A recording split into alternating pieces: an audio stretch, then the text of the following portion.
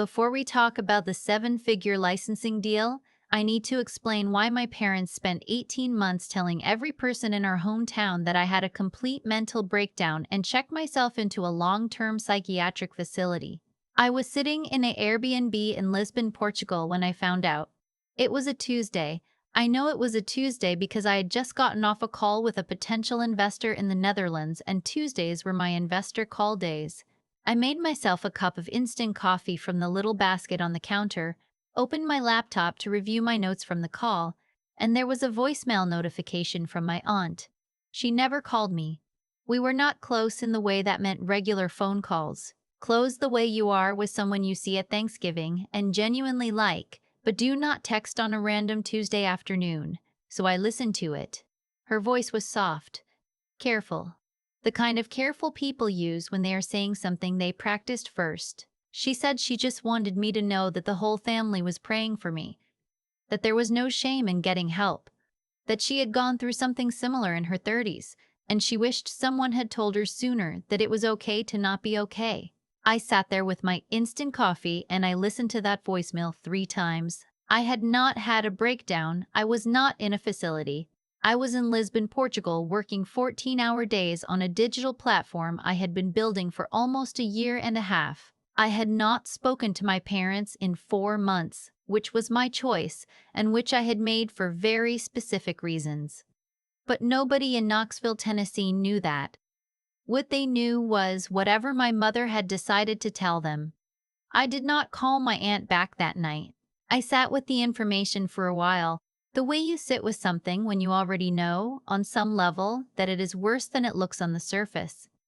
Then I opened my email and found 3 more messages from people I barely talked to, all with the same soft, careful tone. One cousin said she had lit a candle for me at church. My mother's college roommate said she was donating to a mental health organization in my name. My name. My mother had built an entire story around my name, and she had done it so thoroughly that people were donating money to causes in my honor. I closed my laptop. I went to bed, and the next morning I started planning. To understand why my parents did this, you have to understand who they are. My father spent 30 years as a mid-level manager at a regional manufacturing company in eastern Tennessee. He was the kind of man who coached Little League not because he loved children, but because he loved being the person people thanked at the end of the season. My mother ran a small interior decorating business out of our house, mostly staging homes for local realtors, and she had built an identity around being the woman whose house always looked a certain way, whose kids turned out a certain way, whose life from the outside looked like everything was exactly where it was supposed to be. Then there was my older brother. He was 33 when all of this started. He had the specific confidence of a man who had never been told no in a way that stuck. 3 years earlier, he had convinced my parents to co-sign on a small restaurant in the Knoxville Arts District. Not a diner, not a casual place. A restaurant with a raw bar and a wine list and tables that cost more than my first car. Within 18 months, he had run through the capital, alienated 2 head chefs, and fallen behind on every vendor he had. My parents had already quietly drained most of their savings trying to keep it open. They did not tell anyone. They could not. When my grandmother passed, she left me $40,000.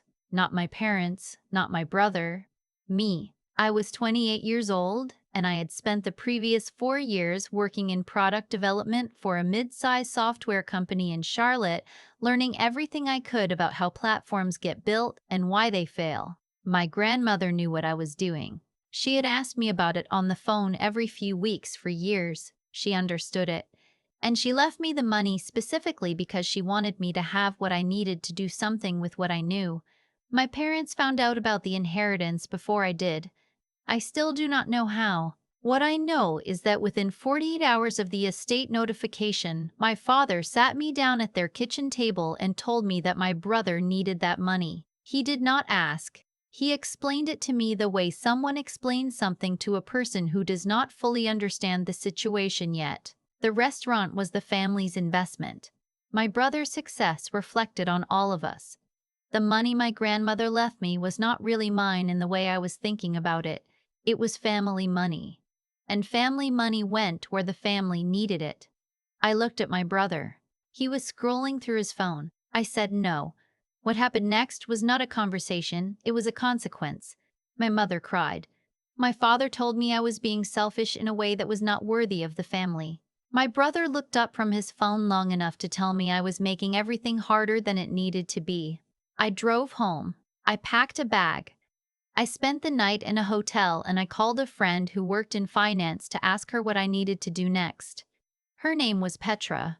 We had worked together years earlier, briefly, on a project that required us to share a rental car for 4 days in Indianapolis, which is the kind of thing that either ends a professional relationship or creates a permanent bond. Ours became the latter. Petra was not warm in the conventional sense. She was precise. She thought in systems and she spoke in outcomes. When I called her, she did not ask me how I was feeling. She asked me what I wanted to protect and what timeline I was working with. I told her I wanted to protect the $40,000, I wanted to leave Tennessee, and I wanted to build the platform I had been sketching out for 2 years without my family anywhere near it. She said, "Give me 24 hours." The next morning, she called me back with a framework. Tennessee has decent LLC statutes, but for what I needed, she recommended looking at Wyoming or Delaware for a holding company. Anonymous, clean, strong corporate veil. I could fund it with the inheritance before my family had any legal pathway to contest the transfer. I would need to move fast before my father could find a creative legal argument to freeze the assets. And I needed to stop using any financial accounts my family had ever had access to. I spent that day opening new accounts, filing the formation paperwork for Wyoming LLC, and booking a one-way flight to Lisbon for the following week. I named the company Meridian Standard. Meridian because a meridian is a line that runs through every time zone on Earth, connecting distant points without bending. Standard because my grandmother used to say that the only thing no one can take from you is your standard. I moved the $40,000 into the Meridian Standard corporate account the morning my father showed up at my apartment, unannounced. I watched him ring the doorbell from the parking lot. I had already loaded my car. I let him ring it twice, then I drove to the airport. He called me 17 times between the parking lot and my gate. I did not answer. I blocked the number when I boarded. I landed in Lisbon 6 days after my grandmother's funeral and 3 days after I had told my family I was not giving them the money. I had one rolling suitcase, a laptop, an external hard drive, and enough runway in my corporate account to work without income for approximately 8 months if I was careful. I was careful. The apartment I rented was on the 3rd floor of a building in Meraria, the oldest neighborhood in the city. The walls were thick and the ceilings were high and the internet was fast. I bought a French press, a bag of local coffee, and a folding table from a second-hand shop 2 streets over. I worked at that table for 12 to 14 hours a day, 6 days a week for the next 11 months. What I was building was a workflow automation platform specifically designed for independent healthcare practitioners, physical therapists, occupational therapists, speech therapists, small private practices, people who had spent years drowning in insurance billing, scheduling conflicts, patient communication, and documentation requirements that had nothing to do with why they became clinicians in the first place. I had spent 4 years watching enterprise software companies build tools for hospitals and completely ignore this market. The practitioners were too small to lobby for better tools and too busy to build their own. I knew exactly what they needed because I had spent a year interviewing them before I ever wrote a line of code. Petra checked in every few weeks. She was the only person who knew where I was. We kept our communication through an encrypted messaging app she had recommended, using a channel she had set up specifically for this purpose. She did not ask about my family. I did not ask about hers.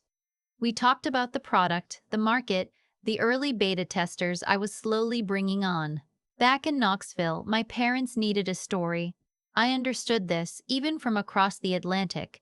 They could not tell their neighbors and their church friends and their country club acquaintances that their daughter had refused to give her inheritance to her brother and then left the state. That was not a story that reflected well on them. It raised questions.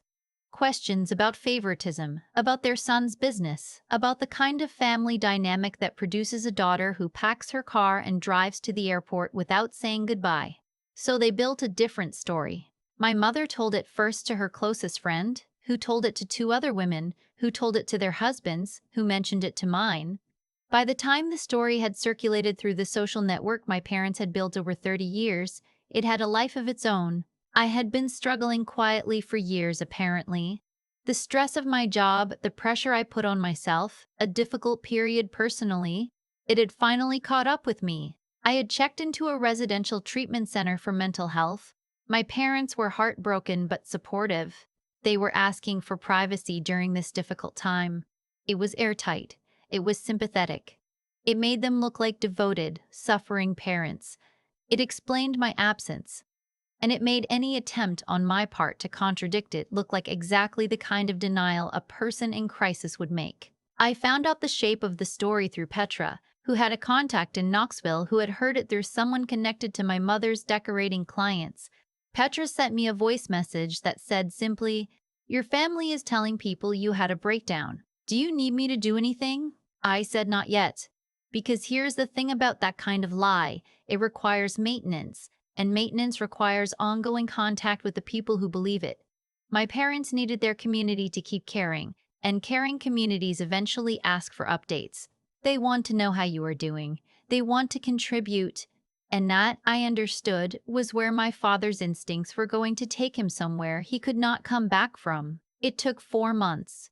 Petra's contact sent her a forwarded email chain. My mother had written to an extended list of family and family friends explaining that my treatment was ongoing and that the facility I was in did not accept insurance for certain specialized therapies. She was asking if anyone could contribute to a fund to help cover the costs. The suggested contribution was $500. My father's Venmo handle was included at the bottom. My father's personal Venmo. I read that email twice. Then I forwarded it to a separate encrypted folder I had set up specifically to archive evidence.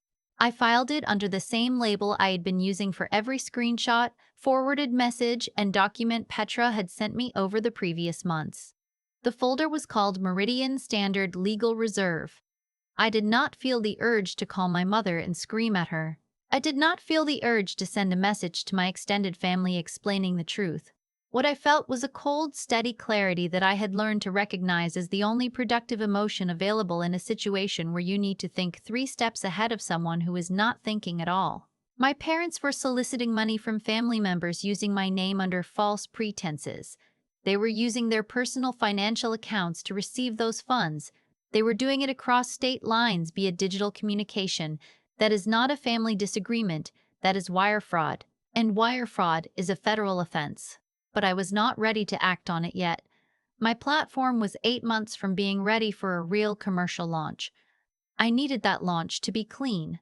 I needed my name, when it became public, to be attached to a company and a product, not to a family legal dispute. If I surfaced a fraud before I had built something undeniable, the story would always be about the family. I needed the story to be about the work. So I waited, and I kept building. The first version of the platform went into private beta with 11 practices in the fall. 4 were in North Carolina, 3 in Colorado, 2 in Ohio, and 2 in Georgia. I had found them through forums, through cold outreach, through the careful network of practitioners I had been quietly talking to for 2 years. They were suspicious at first. Independent practice owners are cautious about software because they have been burned by enterprise tools that promised to simplify their workflow and then created 3 new problems for everyone they solved. I gave them the beta for free. I asked them to tell me everything that was wrong with it. They did, and I fixed it. By December, I had 22 practices on the platform. One of them referred me to a practice management consultant in Denver who had a network of over 200 independent clinics. She agreed to a call. The call went well enough that she asked for a second one. The second call ended with her asking me to send her a formal proposal. I sent it from a coffee shop in Porto on the Thursday afternoon, and then I sat at the window and watched the trams go by and felt something I had not felt in a long time. Petra called me 2 days after I sent the proposal. She had been watching my corporate filing status and noticed that an inquiry had been made by a third party about Meridian Standard's registered agent in Wyoming. She did not know who had made the inquiry. but she flagged it because the timing was unusual. I ran a search on the inquiry source through a public records database. The request had been routed through a firm called Hargrove Vetting Solutions, which described itself on its website as a provider of executive background screening and corporate due diligence. I cross-referenced the firm's recent public filings and found a pattern of work concentrated in the healthcare technology sector. 3 days later, I received a LinkedIn message from a woman named Sable Okafor. She was a partner at a venture capital firm based in Austin called Cornerstone Growth Partners. She had found me through the practice management consultant in Denver. She had reviewed the proposal I sent. She wanted to talk. I did not let myself feel excited about it immediately. I had been in enough product meetings to know that a VC wanting to talk and a VC writing a check are two entirely different things. But I agreed to the call. The call was 40 minutes. Sable asked good questions. Sharp questions. The kind of questions that tell you someone actually read your materials and thought about them before picking up the phone. She asked about the billing automation architecture, about my plan for HIPAA compliance at scale, about how I was thinking about the transition from beta to commercial pricing. At the end, she said she wanted to send a formal expression of interest and asked if I was open to a follow-up with her team. I said yes. 3 days after that call, Petra flagged another inquiry into Meridian Standards corporate records. This one had gone deeper. Someone had pulled the registered agent filing, the original formation documents, and the EIN registration. Petra said she thought it was the VC firm doing diligence. I agreed with her assessment, but I also knew what a diligence check for a company at my stage looked like, and this one was pulling threads in a direction that did not feel purely corporate. I was right. A week later, Petra's contact in Knoxville sent her a message. There was a man driving a rented sedan, asking questions in my parents' neighborhood. He had shown up at 2 different houses on my parents' street asking neighbors about me. He had a printed photograph. He was asking about my mental health history. I asked Petra to get me a name. She called back 6 hours later. His name was Anton Webb. He was a licensed private investigator contracted through Hargrove Vetting Solutions, which was the same firm that had pulled the corporate inquiry a week earlier. Hargrove Vetting Solutions, according to their client list, worked primarily for institutional investors conducting founder background checks. Cornerstone Growth Partners had hired someone to verify my background. And the background he was finding from my parents' neighbors was the story my mother had been maintaining for over a year. I understood the mechanics of what was happening before I finished reading Petra's message. If Anton Webb submitted his preliminary findings to Austin, Cornerstone Growth Partners would receive a report indicating that the founder of Meridian Standard had a recent history of serious mental health instability. Venture capital firms do not invest in founders they believe are flight risks. They do not give 7-figure checks to people their due diligence has flagged as personally volatile. The deal would be gone before I had a chance to explain anything. I found Anton Webb's professional contact information through his state licensing registration. I sent him a short email. The subject line included the make and model of his rental car and the approximate intersection where he had been parked when Petra's contact photographed him. I told him I wanted to conclude his investigation directly and provided a video conference link with a 12-hour expiration window. He joined 11 hours later. He was parked in a lot near a Walgreens from what I could see behind him. He did not look alarmed by the fact that I knew where he was. He just looked like someone who had done this long enough to take unexpected variables in stride. I turned my laptop so the camera faced the window behind me. The Tagus River was visible in the afternoon light. I held my passport up to the camera and let him zoom in on the biometric data page.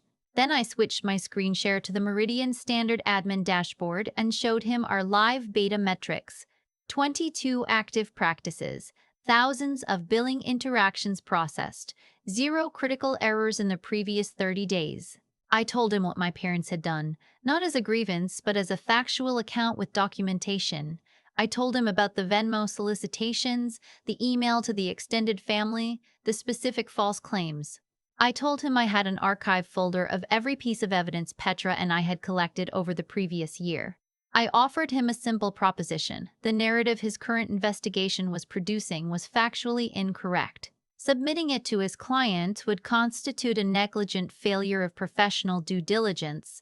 However, if he was willing to shift his investigation toward verifiable documentation of a localized fraud scheme that had been deliberately constructed to compromise this specific founder's reputation, he would be delivering something genuinely valuable to an institutional investor, proof that the founder had identified a reputational threat, neutralized it with documented evidence, and was prepared to present a full account to her investors before they asked. I also offered to match his current client fee at the end of the engagement, wired to his firm's account within 24 hours of his submission to Cornerstone. He looked at the screen for a long moment. He asked one question. He wanted to know if the evidence I had was court admissible. I said yes. He said he would need 72 hours. While Anton worked in Tennessee, I spent those 72 hours writing the most important document of my professional life. Not a pitch deck, not a financial projection, a founder disclosure memo.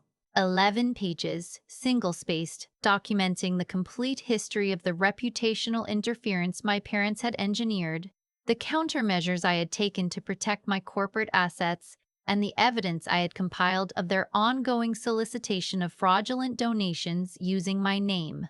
I structured it the way I structured my platform architecture: problem statement, timeline, evidence summary, risk assessment, resolution status. The risk assessment section was the part I spent the most time on. I needed Cornerstone Growth Partners to read this document and come away understanding that the relevant question was not whether I had a problematic personal history. The relevant question was whether I was the kind of founder who identifies a structural threat to her company and systematically dismantles it before it becomes someone else's problem. I needed them to see that I was. Sable Okafor had told me she liked founders who could manage complexity without losing focus on the product. I was about to show her what that looked like in practice. The formal presentation with Cornerstone's full team was scheduled for a Thursday. I flew into Austin on Wednesday afternoon. I wore a gray blazer I had bought in Lisbon because it fit well and because I was superstitious about certain things, and that blazer had been with me on 3 of my best product calls.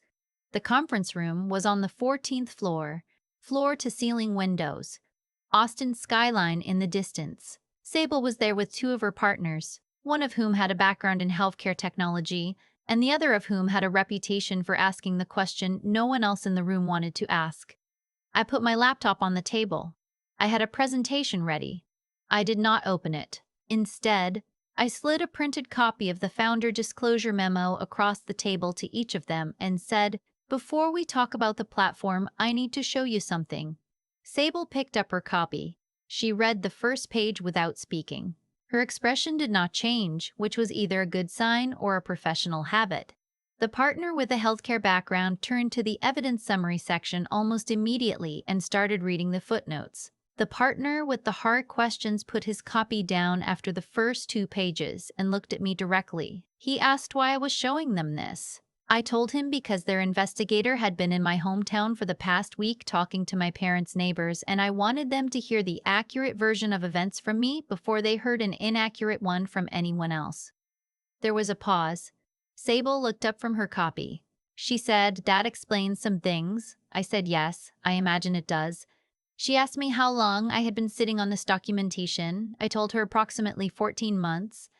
The partner with the hard questions asked why I had not gone to the authorities when it started. I told him the truth. I said that the moment I surfaced this publicly, my name would become attached to a family fraud investigation, and I would spend the next 12 to 18 months being interviewed by journalists and deposed by attorneys instead of building a product. I said I had made a deliberate choice to secure the evidence, protect my corporate assets, and build something undeniable before I chose the moment to act. I said the moment was now. He looked at Sable. She was still reading. After a few minutes, she closed the memo, folded her hands on top of it, and said, "Tell me about the billing automation architecture." We talked about the platform for the next 2 hours. I flew back to Lisbon 3 days later with a signed letter of intent for an investment of $1.4 million in a seed round, with a clause committing Cornerstone to lead a Series A of up to $4 million upon commercial launch. On the flight home, I wrote 3 emails.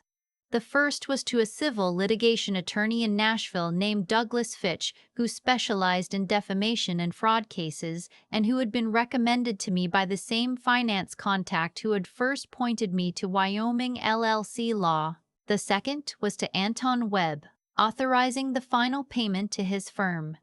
The third was to Petra, who had spent 14 months being my intelligence network and my reality check, and who I was now formally inviting to join Meridian Standard as its director of operations. Douglas filed the civil complaints on a Monday morning, the same week I returned to Lisbon to begin the process of scaling the platform for commercial launch. The complaints named my mother and father individually. The first count was defamation per se for the systematic and deliberate circulation of false statements about my mental health to my professional and personal community. The second count was fraudulent misrepresentation for soliciting financial contributions using false statements about my medical condition delivered via electronic communication across state lines. The third count was tortious interference with business relations for the specific and measurable harm to my professional reputation during an active funding process. The evidence attached to the complaint was 47 pages long. I did not receive a phone call from my parents when the papers were served. What I received through Douglas was a message from a local Knoxville attorney who informed us that my parents were willing to sign a mutual non-disclosure agreement and cease any further public discussion of my medical history in exchange for the withdrawal of the complaints. I instructed Douglas to decline. A mutual NDA seals both parties. It would have prevented my parents from continuing to discuss my mental health, but it also would have prevented the court record from becoming public. And I needed the court record to become public. I needed there to be a permanent, searchable, legally verified document in the Knoxville Municipal Archive that told the accurate story of what my parents had done and what I had built while they were doing it. My parents did not have the resources to mount a sustained legal defense. They had spent years supporting my brother's restaurant and soliciting donations that had gone toward keeping it minimally operational. The restaurant had finally closed the month before, unable to survive without the supplemental income my father had been funneling into it. My father had also quietly taken a second mortgage on their house the previous spring, which Douglas discovered during his asset research. They were not in a position to litigate. They failed to respond to the complaint within the statutory deadline. The default judgment was entered on a Thursday morning. Douglas called me when I was in the middle of a product review session with our first 2 enterprise clients. I stepped outside and took the call, standing on a cobblestone street in Althama with a tram going past in the background. Douglas read me the judgment. The court had awarded compensatory damages for the documented financial harm to my funding process. More importantly, the judge had granted a permanent injunction prohibiting my parents from making any public statement about my medical history, my business activities, or my personal character to any media outlet, financial institution, or professional contact. The injunction was binding and enforceable. Violation carried the possibility of contempt charges. I thanked Douglas. I went back inside. I finished the product review.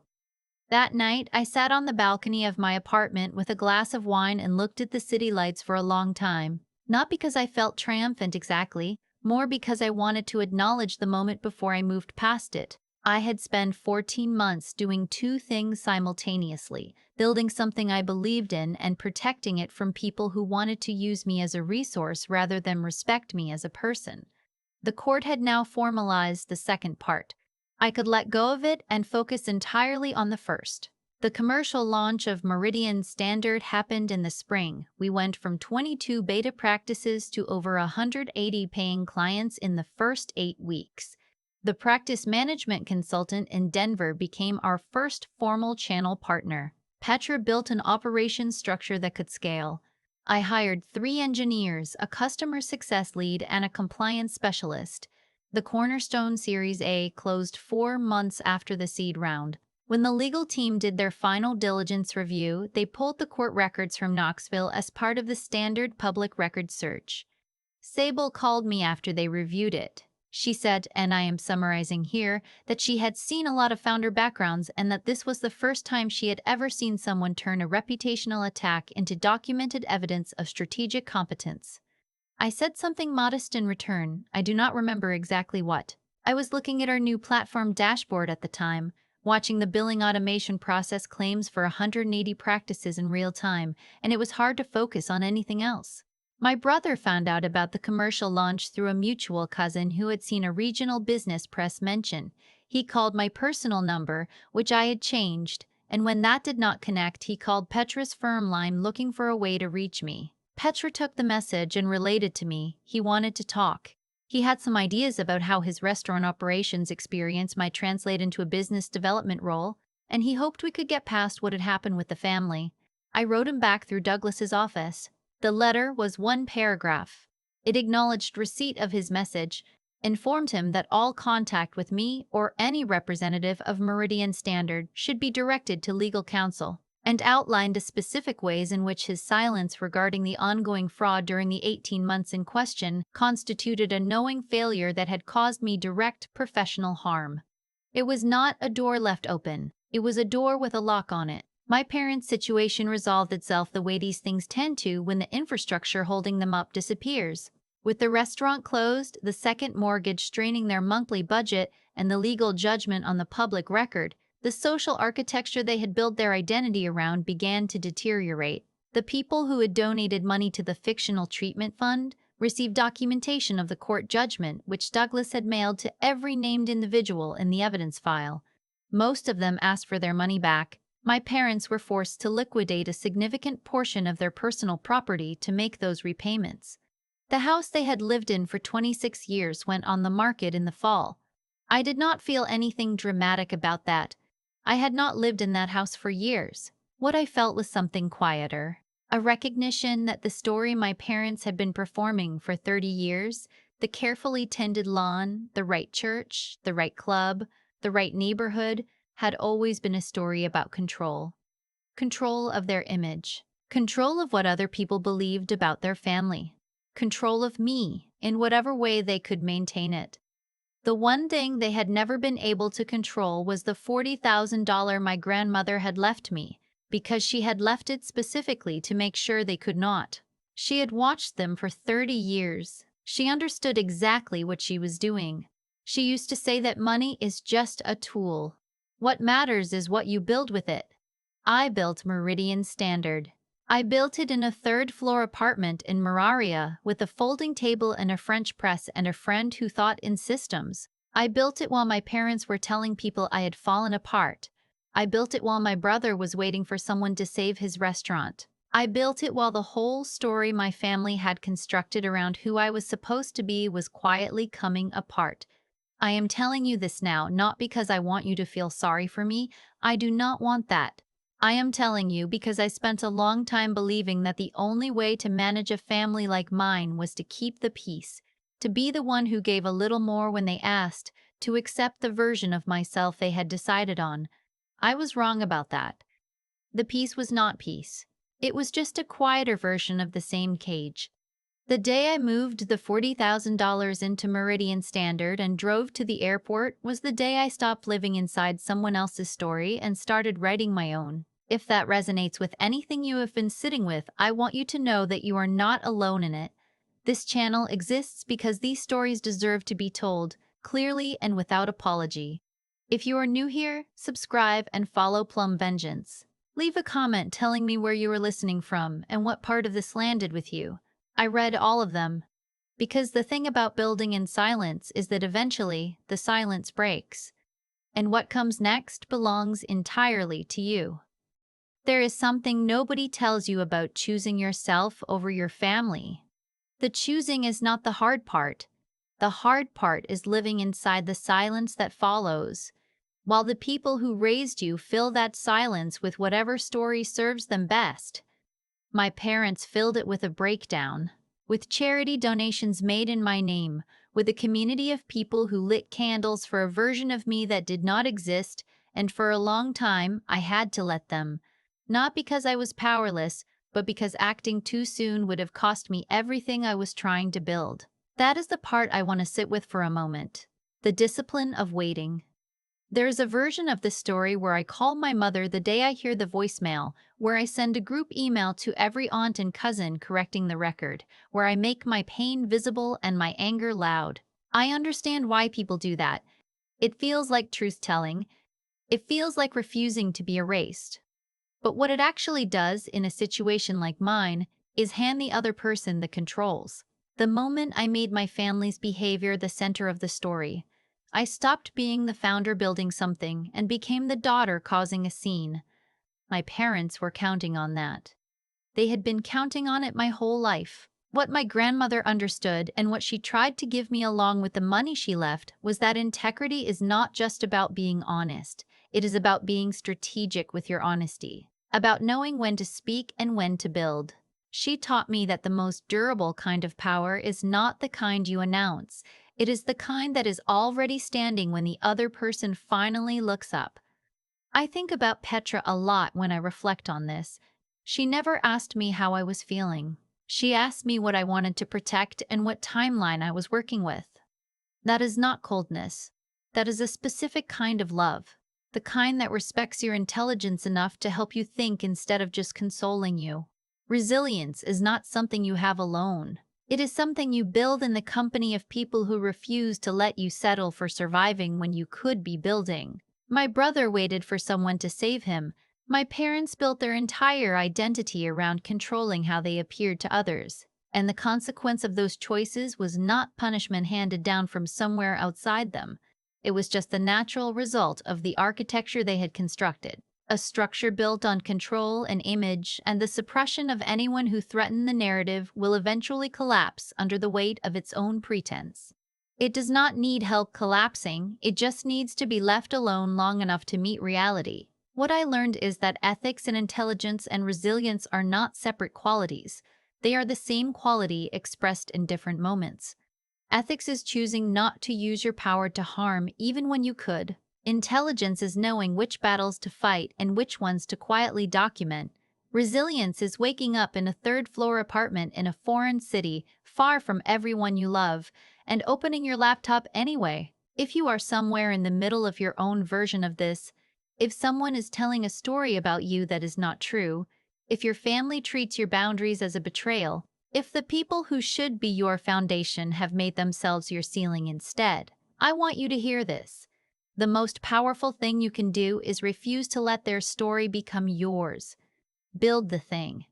Document everything. Wait for the right moment. The truth does not need to be loud. It just needs to be standing when the noise finally stops.